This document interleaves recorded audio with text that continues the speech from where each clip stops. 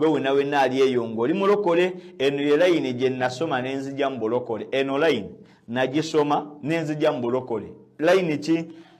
Bakolinse ekisooka 15 line esooka n'eyokubiri. Pawulo atugamba bw'ati nti kale abooluganda abatukuvu egamba bw'eti kale abooluganda mbabuulira mbategeeza nti enjiri gye nababuulira era nammwe gye mwaweebwa era gye mwanywereramu era gye mwalokokeramu mbategeeza ebigambo bye nagibuuliriramu obanga mwaginyweza wabula nga mwakkiririza bwereere.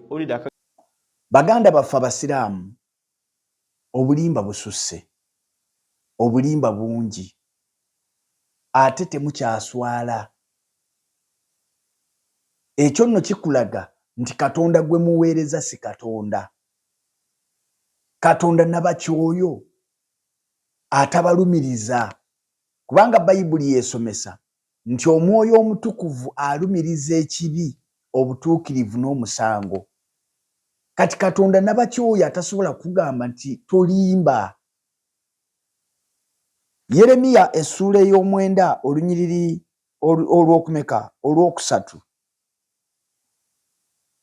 Bayibuli egamba nti era banaanula olulimi lwabwe ng'omutego gwabwe olw'okulimba, era bafuuse b'amaanyi mu nsi, naye si lwa mazima, kubanga bava mu bubi okweyongera mu bubi, so tebamanyi nze bw'ayogera Mukama, so tebamanyi nze bw'ayogera Mukama. Abasajja bano bafuuse b'amaanyi lwa bulimba, era omusanga ali awo alina hakki nnya. Bamuwaza bwereere kubanga yabalaga nti amanyi Bayibuli. Ekisooka bwana waswa gwe yeeyita Sheeka Bayibo, simanyi Sheeka Hassani. Hassani tobangako mulokole. Hassani tolokokangako wadde olunaku n'olumu. Tukumanyi bulungi. Maama wo Naalongo tumumanyi. Tukumanyi bulungi, tukulabye ng'okyali mwana muto. Kati va mu kulimba ensi. Tolokokangako. Nkusiba akakalu. Bw'oba waliko omulokole, wali okuŋŋaanira mu kanisa ki? Era ekyawandiikibwa ekyanzijja mu bulokole, kye nasoma ne kinzijja mu bulokole, otandise okusoma Bayibuli ng'oginoonyaamu ssente, ng'otandise ebyo simanyi bya ddaawa. Otandise okusoma Bayibuli ng'onoonyaamu ssente. Tosoma, tomanyi Bayibuli, togenda kugitegeera okuggyako ng'okkiriza Kristo, Omwoyo wo Omutukuvu n'agikusomesa. Kati oddusa emisinde n'oleeta ekitabo ky'Abakolinso ekisooka essula ye15 nga kigamba nti kale mbategeeza abooluganda enjiri gye nababuulira era gye mwaweebwa era gye munywereramu era gye mulokokeramu, mbategeeza ebigambo bye nagibuuliriramu, obanga muginyweza wabula nga mwakkiririza bwereere. Kakati wuliriza, ye Sheeka olusoma ekyo ng'apaaluuka emisinde nga tolaba abaalokoka, kitegeeza baalokokera bwereere. Sheeka, bino si byakutema mpale, bino si byakulya ntende. Tolowooza nti wano tuli mu mawuledi. Eno Bayibuli. Pawulo kikyategeeza ekkanisa y'e Kolinso. Pawulo agamba ekkanisa y'e Kolinso nti enjiri gye nababuulira, ebigambo bye mwawulira gye ndi, mubinyweze. Bwe muba temubinywezezza, okukkiriza kwammwe mwakkiririza bwereere. Kubanga okusula mu galagi tekikufuula mmotoka. Eriyo abantu abalina ekirowoozo b'ebirowoozo nti bw'ajja mu kanisa, n'atula mu kanisa, n'awaayo mu kanisa, n'asonda mu kanisa, n'azimba ekkanisa, n'agula amabaati g'ekkanisa, kimuyamba okuyingira obwakabaka bwa Katonda. Nedda. Bwe tulokoka, Timoseewo ekisooka essula 2:3 n'olwokuna, Bayibuli ega nti Katonda ayagala abantu bonna okulokoka n'okutuuka okutegeerera ddala amazima. Wali otegeddeko gwe Sheeka nammwe abatuwuliriza lwaki Kristo Yesu bamuyita ekkubo, amazima era n'obulamu?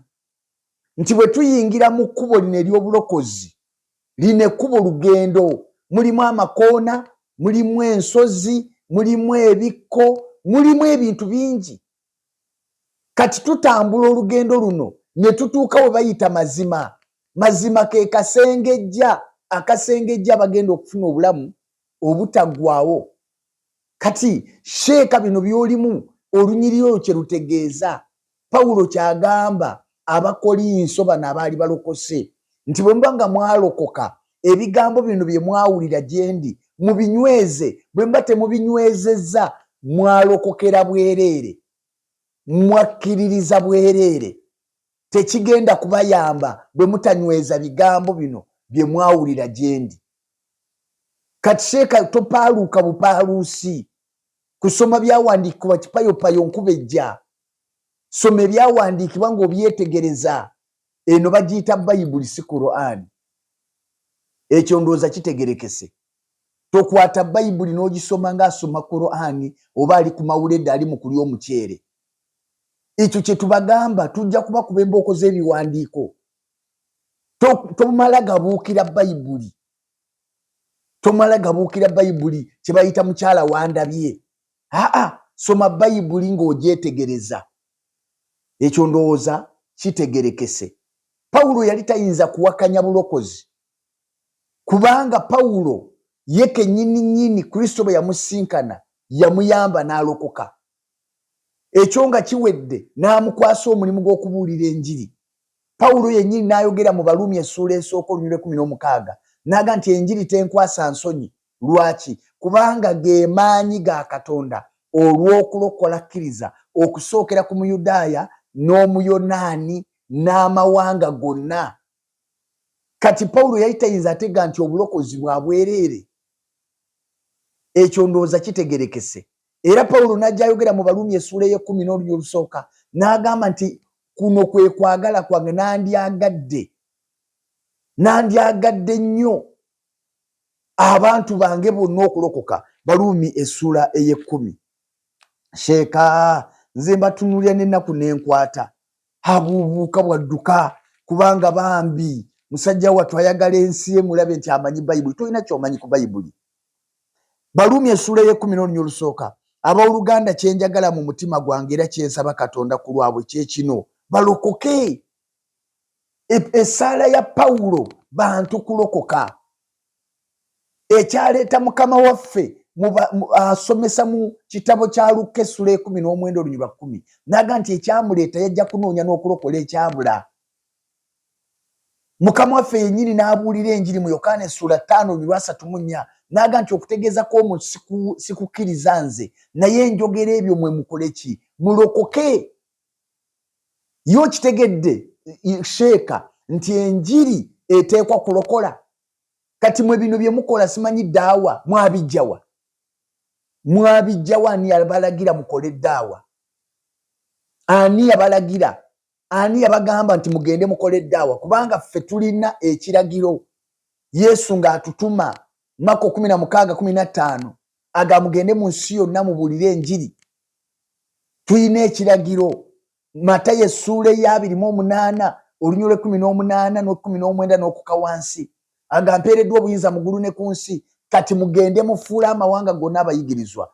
Ani yabatuma okukola ddaawa eyo gye mukola? Ani yabalagira okusoma Bayibuli?